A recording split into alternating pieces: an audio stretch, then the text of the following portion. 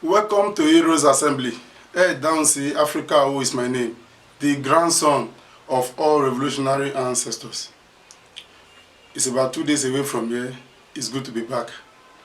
Today, I want to join the world to say no to rape. The issue of rape has been brought back to limelight with the rape and death of Miss Uwai and Tina. And this has brought about lots of advocacy against rapists, which is a very good thing because rape is bad. No matter how we want to look at it, rape is bad. There is no excuse for rape. But unfortunately, the advocacy for rapists is now turning into advocacy against the men folks. Some feminists, although I call them paper tiger, some feminists have hijacked the advocacy against rapists and they've turned it into advocacy against the entire men. Some are even saying that the world will be a better place without the men, and all sort of nonsense against the men. And it is annoying that rather than paying attention to those who have perpetrated the act, this criminal act of raping, they are now generalizing. Come to think of it, are we saying all men are rapists? If all men are rapists as they want us to believe, why do they need the support of reasonable men as well in the fight against rapists? If to them all men are rapists, then there is no need advocating against rapists, just the way some are doing it already, calling all men all sorts of names. Instead of us to face the criminals as usual in Nigeria, we always channel our energy to the wrong people. Some men will come out to say all ladies are prostitutes because they've been cheated or deceived by a lady. We used to campaign against them because we just ask a simple question: is your mom or your sisters prostitute? That silenced them all. So I'm asking those who are now saying all men are rapists this simple question: are your fathers or brothers rapists? If you think that all men are rapists, it's about time we channel our energy and we all unite against these people that are committing this dastardly act. It is outrightly insane. Though it's an enjoyment of 5 to 10 minutes for these criminals, but come to think of it, it's a lifetime sorrow for the victim. So we need to come together and say no to rape. The rapists must be brought to book. And on this ground, we'll be advocating that there is a need for government to come up with a law that will outrightly punish rapists. But this law will only be meaningful if there will be a provision for false allegation of rape. Because as it is today, rape is now a new weapon being used by some women against men that are actually their lovers at one time or the other. That's just the truth. If there will be a punishment for false allegation of rape, if it will be death penalty for rapists, I support it 100%. Whatever punishment they deem fit for rapists, whether death penalty, capital punishment, or whatsoever, as long as there will be a provision for false allegation of rape, I will support any punishment for rapists. Because we can't continue to say that rapists must die, but those who are accusing people wrongly of rape won't be punished. I read about a high school student that was falsely accused by a lady, and this guy was jailed for 16 years.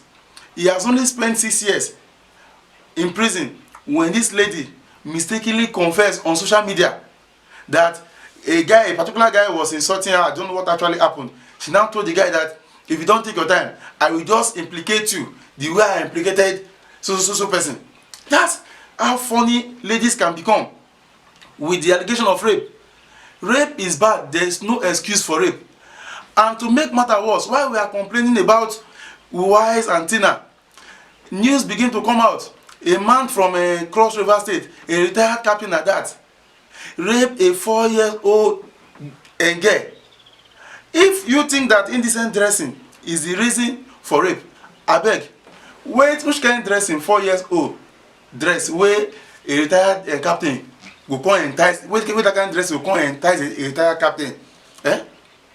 A rapist is a rapist. He does not even see your dressing. I have seen somebody with hijab that is a victim of rape, and on the particular day that she was raped, she was putting on her hijab. That's to tell you that those who are raping don't even see your dressing. They have that mindset.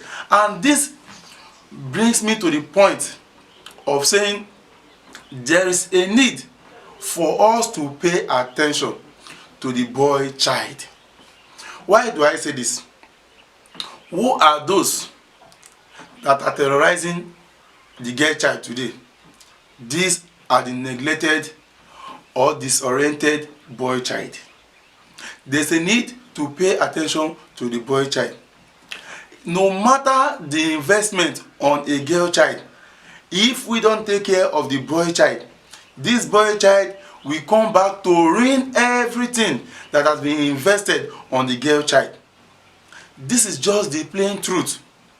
If we are saying our girl child should live right, we should also begin to teach our boy child to also live right, because the boy child will grow up to become a criminal tomorrow. He will grow up to become a rapist tomorrow, and at the end of the day, all the investment, all the energy and time spent on the girl child to live right will be ruined by that singular act of neglecting the boy child. Even if we are not going to pay 100% attention to the boy child like the girl child, we need to share the energy being used on the girl child and use some of it on the boy child.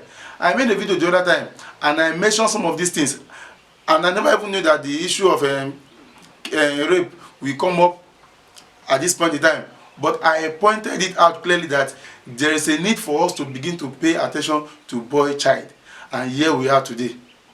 Rape here and there, all sort of atrocities coming up, especially from the angle of some criminals that one way or the other have been conditioned to be who they are today.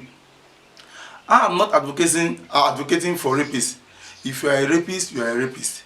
Whether you like it or not, if you are caught, you will be dealt with. If I personally catch you myself, although I will not want to take laws into my hand, but I'm a don't share with Lara because you are a bad type. That's not the truth. I'm a don't share with Lara because it's outrightly bad. It's outrightly bad. You just see a lady on the road, you kidnap her, all sort of nonsense, or a lady come to check on you for one reason or the other. Rape is the next thing. No, but even at this, even at this that I'm talking about now, there is still a need for us to define exactly what rape actually is. Because even some housewives now, in the name of modernity, in the name of trying to become more, trying to be more Catholic than the Pope, they want to copy all Oyinbo lifestyle in Africa. Wife now are also accusing husband of rape. In marriage, is there anything called rape in marriage? Some will even say the moment she say no and the man touches her, it is rape. What about when the man say no to the same sex and the wife says she is honey? What is the essence of marriage? Is it not to be able to adapt at any point in time? What about the time that the man say no to money and the wife go behind him to take money in his purse? Will he not say the wife is a thief or a robber? We should separate marriage from this issue, because I see no reason why a housewife will be accusing the husband of rape in a marriage. In a marriage that has a vow already. You see, all these are some of the areas we need to look into if we really want to fight rapists and we really want to get the real definition of rape. The issue of punishment for false allegation of rape is paramount. Why do I say this? If there is a punishment on ground for false accuser of rape, most people will not come out with false allegation. Anyone coming out already know that, and I'm not lying, because if I'm lying, there's a punishment for me. So we will actually know the victims of rape. Not all these ladies now that are using it. You have your girlfriend, everything is alright. The next thing is, the moment you call her, she will tell the new boyfriend that you raped her. Can you rape somebody more than 10 times? These are the areas we need to look into. We are not saying that rapists should not be punished, but the way the so-called feminists are going about it is like, once you are not supporting them that they should kill, it means you are a supporter of a rapist. No, there's a need for us to apply sense, common sense, and keep aside emotion while dealing with this issue. We can't say we want to solve issue and begin to create other problems while solving issue. This is just my take, and not just my take now, unless I forget. There is this post I saw on social media where somebody asked that if you are raped and the person gives you 20 million, one was, if you are raped and the person gives you 2 million, will you report the case or you will collect the money and keep silent? I was surprised. I was ashamed of the kind of comments that ladies were dropping on social media. The one that caught my attention the most was one that said, rape of open door. The people we are advocating for, the people we are fighting on their behalf, have the mind to say a rape of open door, which means she was raped and she got money for it. And one even said the one she has been doing here and there without money, what has she gained? Just imagine. There's a need for us to change our mindset. There's a need for us to change our orientation, because with this kind of mindset, it is obvious that some can just wake up one morning and accuse you of rape, and if there's no punishment for it, it will continue. The trend will never end.